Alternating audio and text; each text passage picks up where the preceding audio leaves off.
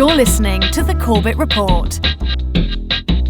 CorbettReport.com. Welcome back, ladies and gentlemen. Welcome back to The Corbett Report. I'm your host, James Corbett of CorbettReport.com, podcasting to you, as always, from the sunny climes of Western Japan, here on the 27th day of March, 2015. Welcome to episode 303 of the Corbett Report podcast, Solutions, the Peer-to-Peer Economy. Now, I'm sure to my regular listeners and viewers, the problem at the root of our economic enslavement will be all too apparent. Centralized bureaucratic institutions of control in the back pockets of the oligarch that sit vulture-like atop the global economy. If you've been paying attention to Europe for the last few years, you'll be aware of the IMF, the world's financial parachute parent, the all-seeing, all-knowing and apparently bottomless pit of money for when things in your country get a bit too rioty. Except some might argue that isn't really the case. Even a fleeting glance at a history book would seem to suggest that things tend to get rather a lot worse once the IMF has rolled into town. Usually because, rather than lending you the money to get you out of a tight spot like a friend or family member might, they say, sure, you can have the money, but as long as you do this list of very specific things, which is a bit more like what a sugar daddy would do. Ask the people of Ethiopia if the IMF World Bank economic therapy of the 1990s worked in their nation's favor. Ask them about the fire sale of state assets, public utilities, farms, and factories for pennies on the dollar to multinational corporations. Ask them how US aid helped to dump surplus genetically engineered crops that couldn't be sold in Europe on poor African nations as charitable food aid. The extent of the horrors inflicted on Ethiopia by the international financiers almost beggars description. The banksters weren't content to carve the country into pieces and sell the scraps to their big business cronies. They then had the audacity to steal the very food off the poor farmers' tables and replace it with GM Frankenfoods that the rest of the world wouldn't even touch. This is the real face of austerity. As a government economic advisor, Gikas Hardouvalis helped negotiate some of the budget cuts and austerity measures that Greece agreed to in order to get international bailouts. Now, with the private Eurobank, he says the swift fall, however necessary, is bringing pain at historic levels. By the end of 2014, Greece would have a worse depression than the Great Depression in the US. Worse than the Great Depression? Yes. Now to Ireland, where tens of thousands marched in protest at the weekend over harsh austerity measures in response to the country's financial meltdown. The collapse of a property bubble has seen unemployment reach double figures and left Ireland with massive debt and a banking system on the verge of collapse.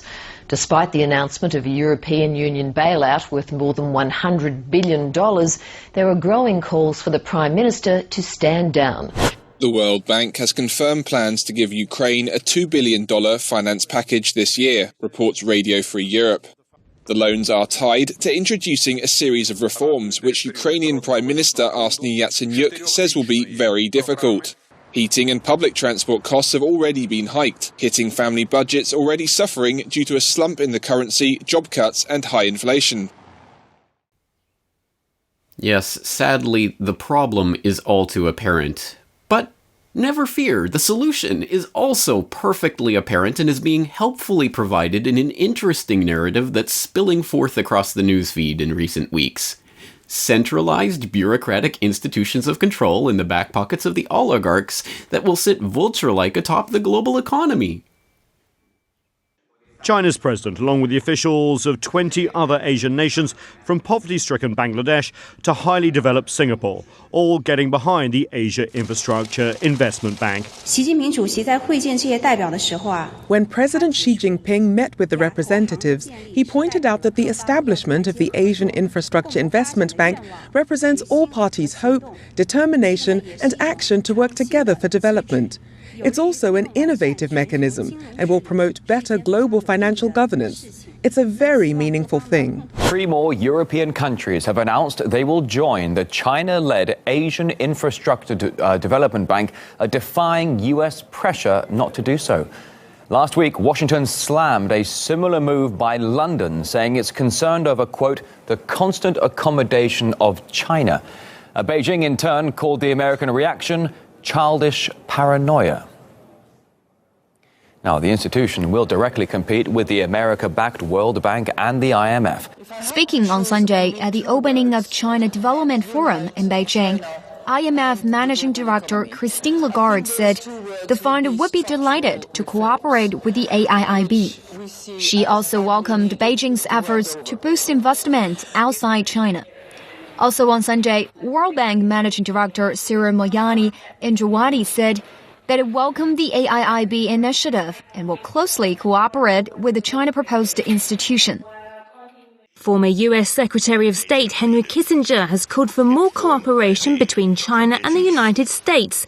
He made the remarks at the China Development Forum 2015 Economic Summit in Beijing on Saturday.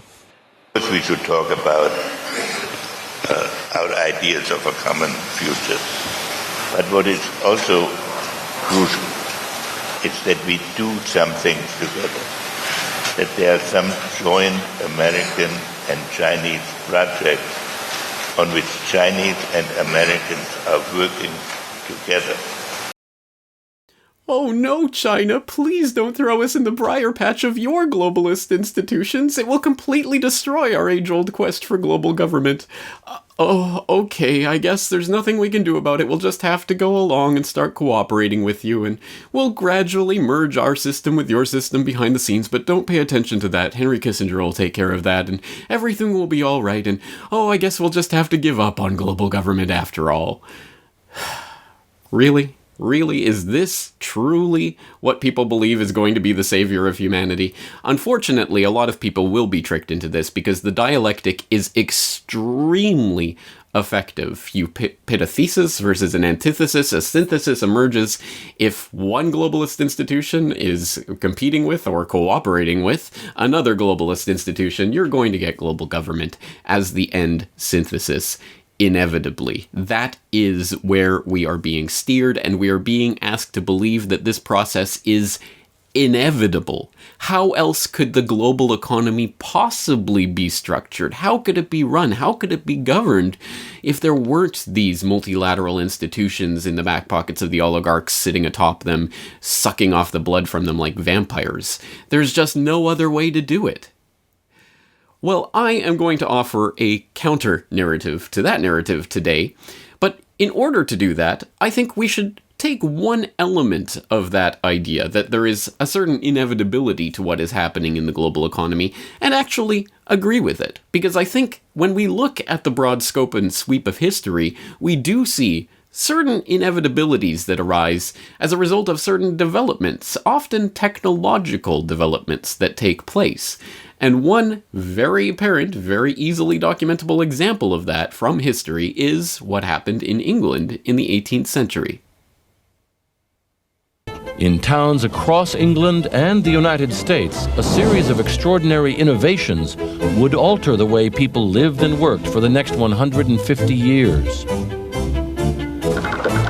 Inventors had found new ways to harness nature's energy. They built new kinds of machines, powered by water, steam, and coal. The new machines replaced hand-powered tools. They did the same work, only cheaper and faster.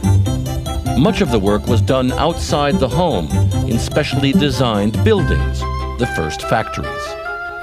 Mechanization began in the textile mills of England, where one machine attached to a spinning wheel could do the work of 50 people. Fuel, clothing, and food all became more affordable. With the development of locomotives and steamboats, manufactured goods could now be sold halfway around the world.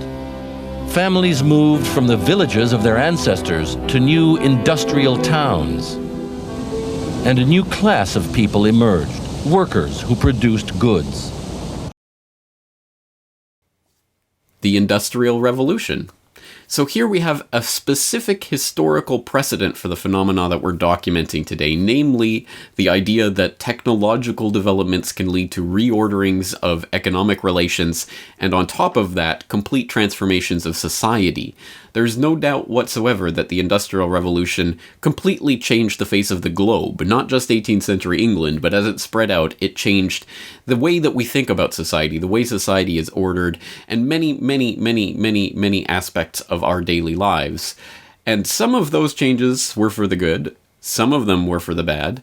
But the interesting part is that right now, through a series of technological developments that have really started to come to the fore in the past few decades, or even the past decade, we are now reordering those relations by rendering the technology, the machinery, the industrial processes that underlay the industrial era economy obsolete. What kinds of technological developments could I possibly be referring to? Well, let me remind you, I'm a regular guy sitting here in my apartment in Japan, talking to you wherever you are in the world through a technology sitting here on my desktop that literally was almost unthinkable a few decades ago. That is revolutionary, and we've talked in the past about how that's revolutionary in terms of the transference of ideas through society, communication, the media, all the rise of the alternative media. But today, let's think about the economic ramifications of this. And in order to start documenting those economic ramifications, let's give this phenomenon a name.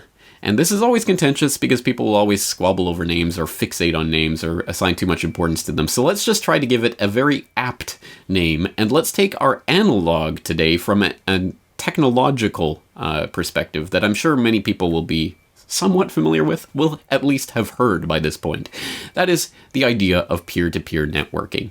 I'm sure many people are familiar with this in the context of peer-to-peer or peer-to-peer file sharing applications.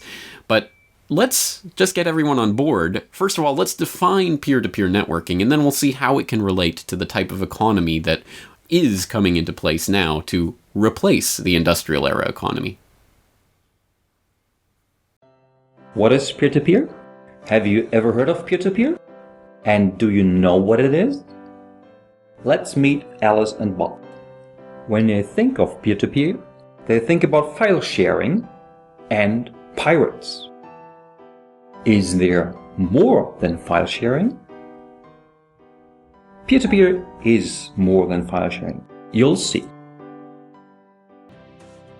Traditional systems are built in a centralized manner. Everything is coordinated by the central entity with all its disadvantages. On the other hand, we have decentralization, which is the common aspect of peer-to-peer systems with the following properties: fault tolerance by design, redundancy of data, shared resources, direct interaction without bottleneck, decentralized management and control, self-administration, and lots more.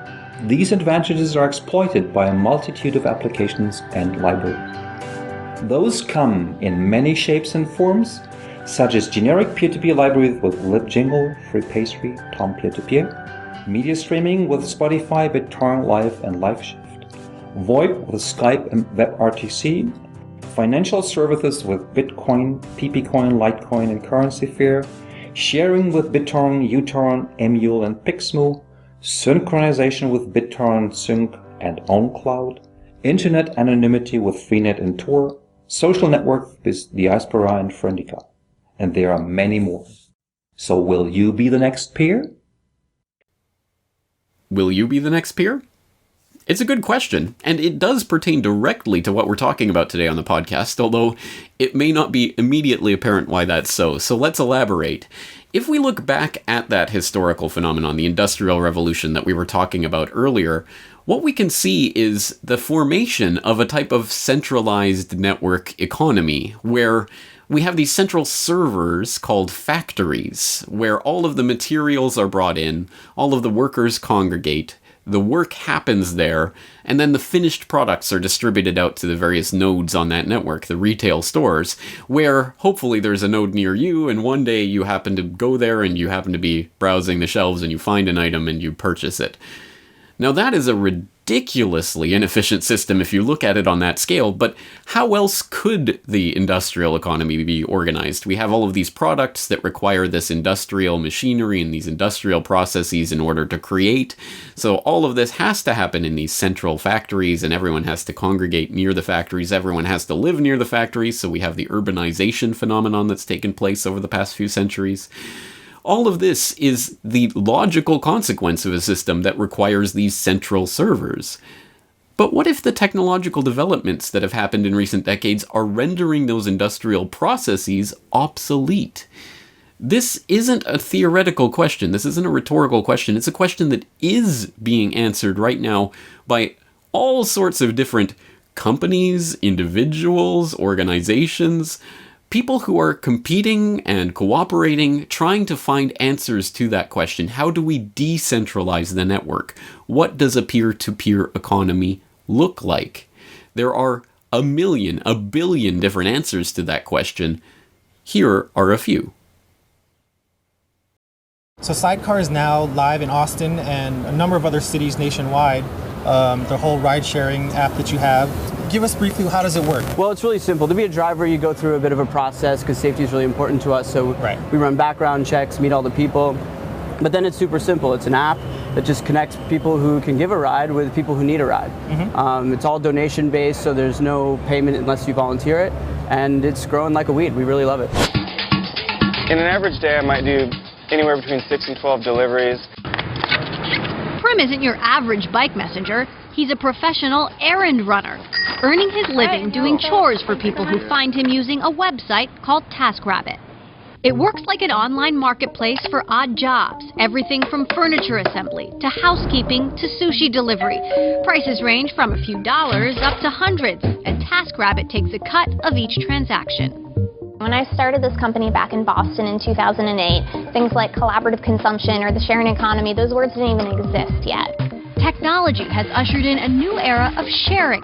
Startups like Relay Rides let you rent out your car. Airbnb lets you rent out a room in your house. And if you need to rent a bicycle, you can do that on SpinLister. Peer-to-peer lending is the process of making money available to individuals by other individuals online without the typical intermediary like a bank or credit union. Here's how the process works. Borrowers visit a peer-to-peer or P2P website, choose a loan amount during the application process, then wait for the investor approval while the application is posted inside the site's secure listing. Lenders invest in the loan requests that meet their criteria. Once the application and approval is complete, borrowers receive the loan deposited to their account, then make fixed monthly payments through automatic deduction. Interest rates are typically set by the lenders, but competition usually takes place for the lowest rate.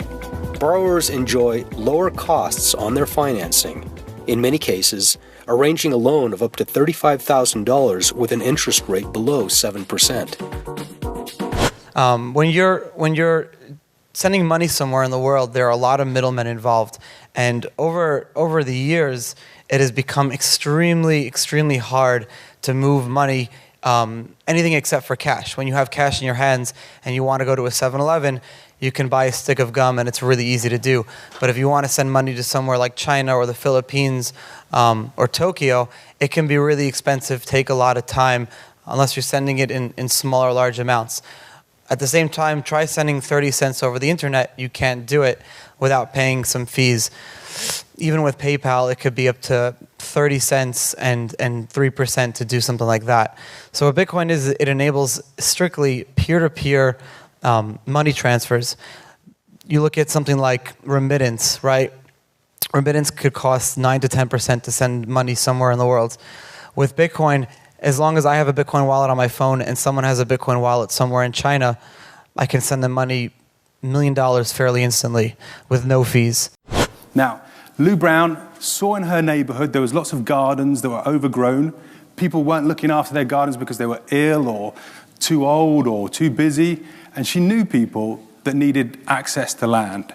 So she created this matchmaking service, and it was popular. People loved it. Before you knew it, it grew. It changed into a website called Landshare, And before you knew it, we've got 70,000 people registered sharing their land. 3D printing is exploding because people really just have so much imagination that they couldn't capitalize before. You can upload your design to our website using a 3D model. We send it to our production facility here in New York or all over the world with our partners, and we send it to you in the mail. 3D printing makes it so accessible for people to have their own products made that you can make the products that you want for yourself, but you can also start your own business without any barriers. It doesn't cost money to start a business. The only time you spend is the time you spend designing it, and then when people like it, you instantly start making money. What does Local Motors do? Explain it to us. The first and most important thing we do is we have created and manage a community of vehicle enthusiasts. And that community is made up of designers, engineers, fabricators, and car lovers. And so that's our first job, is to manage that community, and our whole business revolves around it. And then in addition to that, we have the first ever micro-manufacturing facility in Phoenix, Arizona, in the United States, the Southwest. And it is the proof point that a small manufacturing facility can take the ideas from this community and put them into production. So the people and the users and everybody else who wants to, or who can do it, can take part in the design of the car and in the development of the car. That's correct. It's what we consider to be open source automotive. And so basically that means everything that we do is open to the community. We manage the process as it goes through so that we make sure the product is finished and up to a standard. But basically all of the data that we have for the car is shared freely with the community as we start, and then all the way through the life of the car. It never ends. It always continues. And then if you happen to be a customer of the car, you get to come and you take a lot of part in the production of the car itself. So you have your hands on almost every part that goes into the car. I hope you're beginning to appreciate just how potentially disruptive these ideas are to that status quo that we were elaborating at the beginning of today's podcast, the globalized, centralized institutions of control sitting like vultures atop the global economy, in the back pockets of the oligarchs, of course. How can they be disrupted by other globalized, centralized institutions of control? That is a false paradigm. The real answer is to allow people to interact, transact, barter, share, do all of this directly together without the need for the middlemen, without the need for the overarching systems of control. That is the truly revolutionary idea that we can see in these various other ideas that are springing forth from them. And it doesn't mean those specific examples we were just looking at. Those are just examples. They can come, they can go, they can be changed, they can be altered. But it's the underlying idea itself that is revolutionary. The idea that we can actually communicate directly together in a peer-to-peer network rather than going through centralized servers.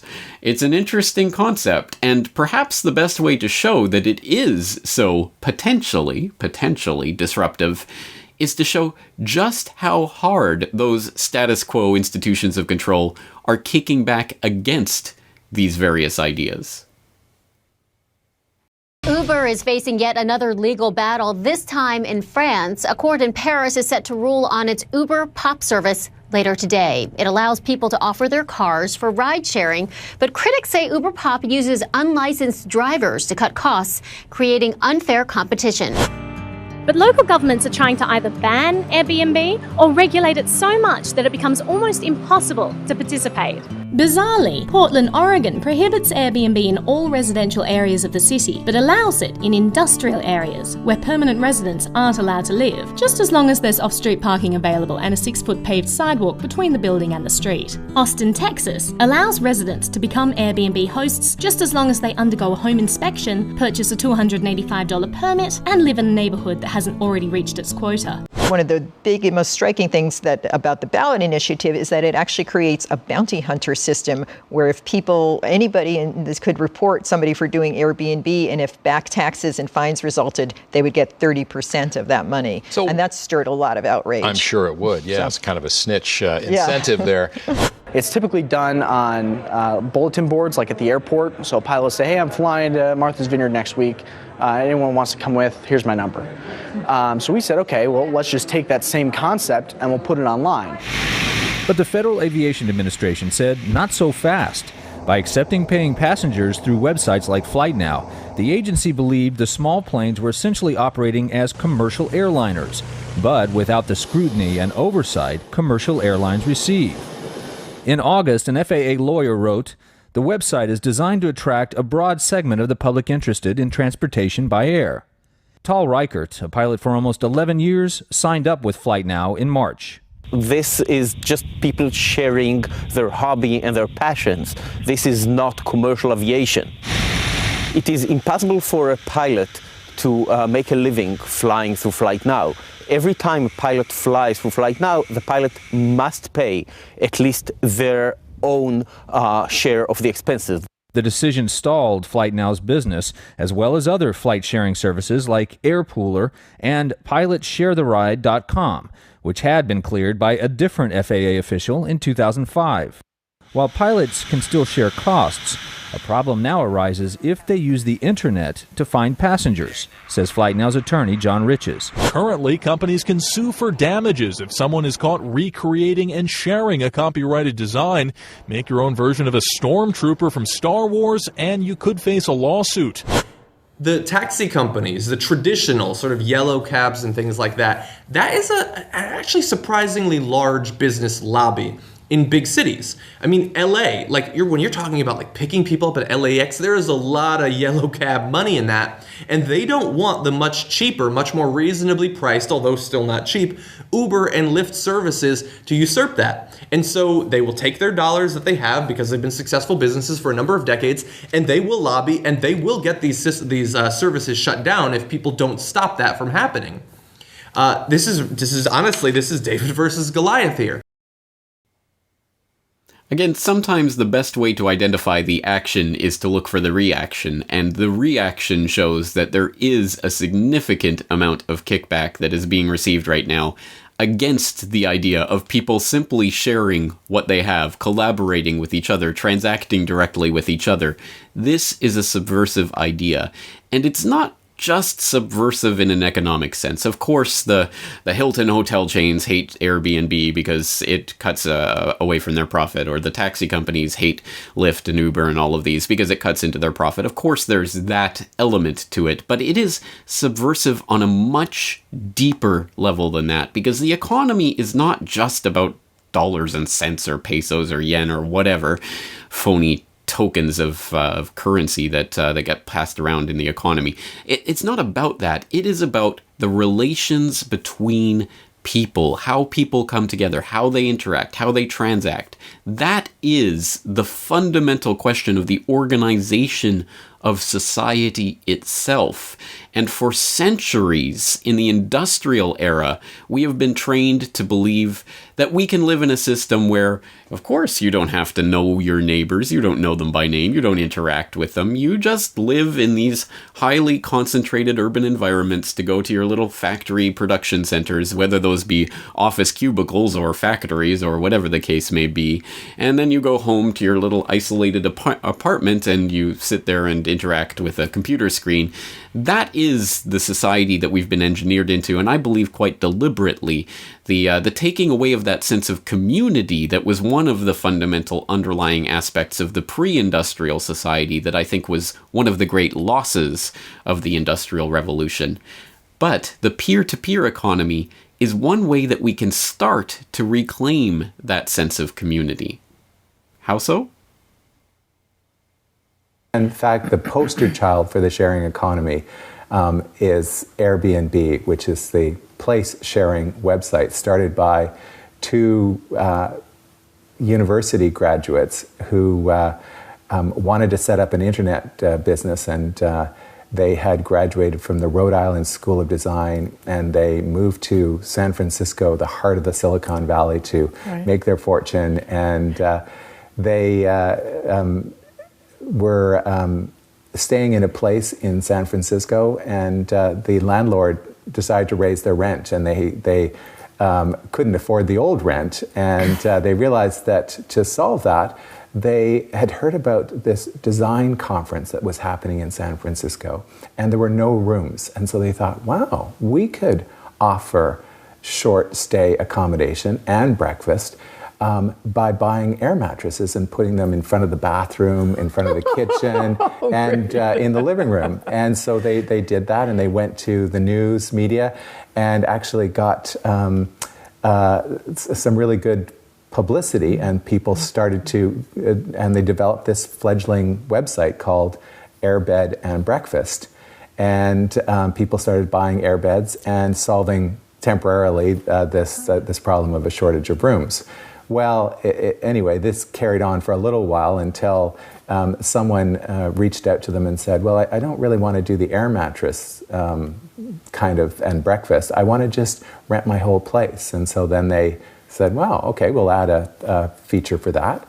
And it didn't quite happen exactly, take off from there, but a few months later, then all of a sudden, people were starting to use this site, and they shortened the name to 6 letters, AIIB. And now they have over 600,000 rooms, mostly whole places, in their inventory, and they're growing at over 1,000 new places a day. And in the next few months, they will become larger than the largest hotel group in the world, the Hilton Hotel Group, just to show you how viral it is. And they did that all within about 5 years, whereas the Hilton Hotel Group took 95 years to get to their status as the largest accommodation company. Great. And they had to build 3,900 hotels. Well, Airbnb didn't even have to buy one. They just went to the crowd, and people offered their own space. And of course, they are getting supplemental income, and people who stay at an Airbnb often pay less than they would at a hotel. So it really is a self-reinforcing kind of enterprise. And in more interesting places. Yes. In the potential of sort of seeing the city like, or the place like you're there. That's right. Rather than the tourists on top at a hotel that looks like a hotel anywhere. Yeah, and you get to meet local people, so it's a unique experience. And that's one of the other great benefits of the sharing economy, is that every time there's a sharing exchange, people meet each other and it builds community. So there's a real strong social benefit that happens through sharing economy enterprises as well. These technologies are enabling different types of transactions and interactions amongst people, and perhaps more importantly, more fundamentally, creating new relationships between people, bringing people together in new communities that would have never happened if it weren't for these types of technological developments. That is a significant change, and one that I attempted to elaborate in an article on this subject of the peer-to-peer economy that I wrote for the International Forecaster a month or two ago, that I will link up in the show notes so you can go and read it for yourself. But let's just read an excerpt from that, where I tried to elaborate on this point of the growing sense of community that can come out of this peer-to-peer network economy. So reading from that article, quote, "To a large extent, people still live in a largely 20th century economic reality, still detached from the product of their labor, still disaffected and disempowered by their life on the corporate treadmill, still detached from their neighbors, their community, and the land around them. Something is still missing from our lives, the appeal of connection with each other and with nature that we all understood as our ancestral past. But the idea of returning to that former way of life, a way of life that allowed for an economy in which artisans and craftsmen thrived and in which people lived in close-knit communities, seems a pipe dream, impossible in a world where we are dependent on the conveniences of modern life. For generations, we have been more or less sold on the idea that the dissatisfaction of our modern, cookie-cutter industrial civilization is not a mere historical contingency, but part of the human condition itself. But a new concept of economic organization, and thus a new basis for society itself, is now coming into view. Whereas the industrial era made the traditional craftsmen and artisans obsolete and displaced agricultural laborers from their ancestral farms, the peer-to-peer era is creating new opportunities for workers to develop and market their own skills, and affording those who capitalize on these opportunities the geographical freedom to live where they like. This is not just a difference in relationship between producers and consumers in a strictly economic sense. It offers a different way for us to conceptualize and participate in communities and interact with others around us. Through Meetup, people are finding like-minded people on all sorts of subjects, from cinephiles gathering to discuss movies, to birdwatchers organizing expeditions, to monetary reformers holding strategy sessions. People are meeting their future spouses through any number of online dating sites. People are teaching themselves calculus through the Khan Academy and learning how to edit home movies via YouTube tutorials. It has never been easier for people to find like-minded people to share interests and passions with, whether those people be halfway around the world or just down the street. Any one of these developments, taken by itself, may seem unimportant, even trivial. But taken together, it becomes more apparent that the internet has not provided us with a mere upgrade to the telephone, but a new structure upon which to erect a different type of society. And whereas the industrial society wrenched people away from communities, away from the land, and away from the products of their labor, the peer-to-peer society is enabling people to become craftsmen and artisans once again, and reconnecting people to the community around them. End quote. I know it's a very sweeping and very optimistic, in some ways, vision of what can come from this technology and these developments, but I think it's a fair one, and let's take a look at at least one specific example of the types of community organizations that can be fostered to once again regain that sense of community that we've been so completely wrenched away from in the past few centuries. As, of course, I'm sure everyone will be able to understand, it's not that this sense of community is just going to spring out of nowhere and suddenly people will be talking to their neighbors. It has to be fostered. It has to be cultivated like a garden, like a guerrilla garden. So let's take a look at a specific example of how that's being done. And we're going to look at Ozark County, Missouri, which is a very small, out-of-the-way type of place, less than 10,000 population, where there is an interesting little organization called Ozarks Neighborly Exchange. It isn't a large organization by any means, but it is making a difference in a local community for a bunch of people who have found each other through online or other means and are coming together to truly make a difference in their community. And I recently had the opportunity to interview one of the members of this Ozarks Neighborly Exchange, Thomas Friedman, about the community organization, how it came about, and how others can use this idea to foster community within their own neighborhoods. Well, the Ozarks Neighborly Exchange is just a grassroots organization that this is the third iteration of it. We've tried to start this several times before, and this time it's actually taken off and going like wildfire. So we're very, very pleased with the results that we've achieved this year. One of the chief activities that we do every month. We've not done it this month because of the weather being bad, but in the past and pretty much throughout most of the year, we have what's called a work party, as you mentioned. And the work party is nothing more than is a community member that says, I would like to have some trees cut, some shrubs moved, or whatever it is, some gardening done, any type of activity, lawn care, just whatever is necessary. That member says, I would like to have one, and we schedule a time for it, and the group shows up. It's usually a 4-hour time on a Saturday morning or Saturday afternoon is when we usually schedule these things to be done. In the winter this month, we actually have done a number of things in lieu of the work party.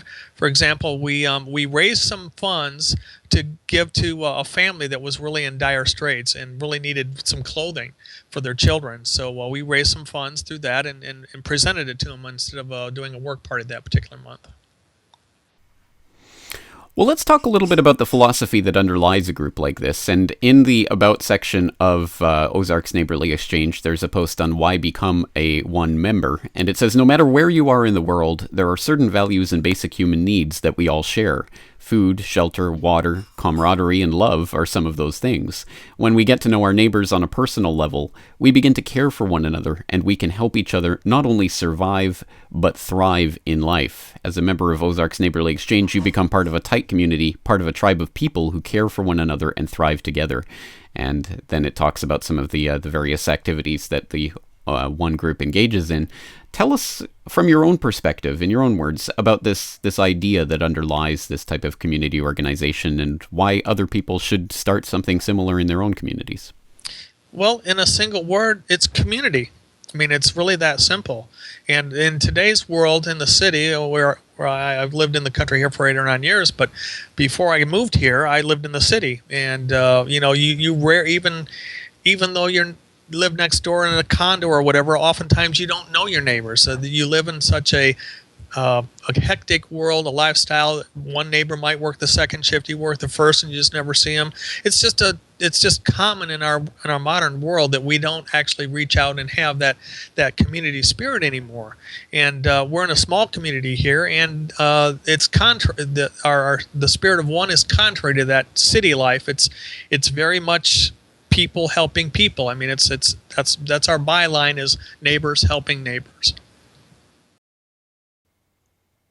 Thomas Friedman of the Ozarks Neighborly Exchange, ozarksneighborlyexchange.com. All right, we've looked at a very big idea here today, and it's one that is difficult to articulate in its totality because it's just so vast. There are so many different parts and aspects to this that deserve to be talked about in greater length. Not only the idea of the sharing economy, but the gift economy, collaborative consumption, peer-to-peer commons and peer-to-peer production. All of these different terms and terminology that gets thrown around, all of these ideas that are to some extent overlapping, some extent they're different ideas, they all deserve to be looked at. But I hope we've at least painted the broader picture today of what it is we're looking at here, which is a fundamental transformation of economic relations, which of course entails a fundamental transformation of our society. And I don't want people to walk away from this believing that I'm a Pollyanna-ish utopian who believes we can all sing Kumbaya and be done with it because, the revolution is here. Of course not. It's a step from A to Z, and there are many, many interfering steps along the way, many pitfalls, many potential ways that this could go sour or go in the wrong direction.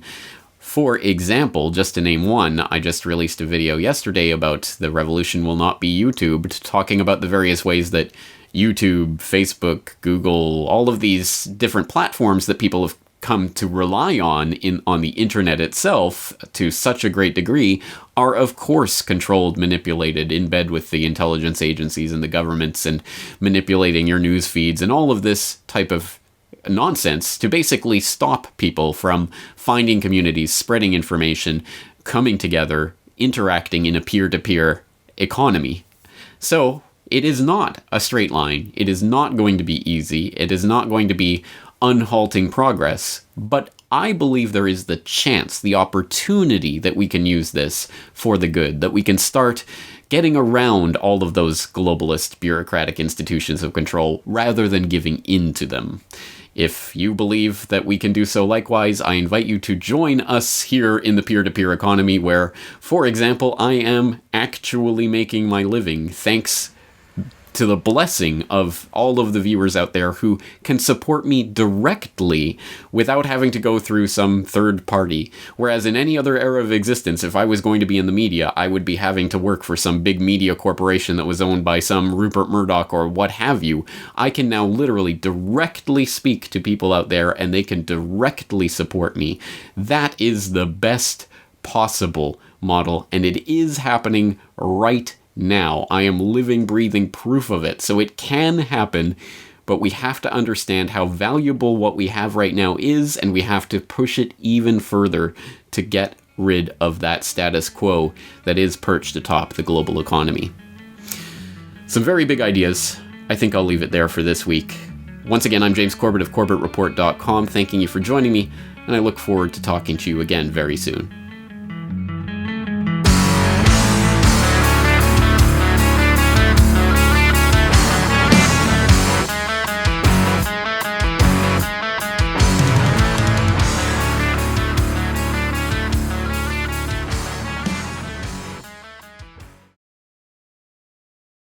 Now available from CorbettReport.com. The Data DVD Volume 4. Every podcast, interview, episode and article published on CorbettReport.com in 2011. All on 2 data DVDs. For details or to buy other Corbett Report DVDs, please go to corbettreport.com/shop.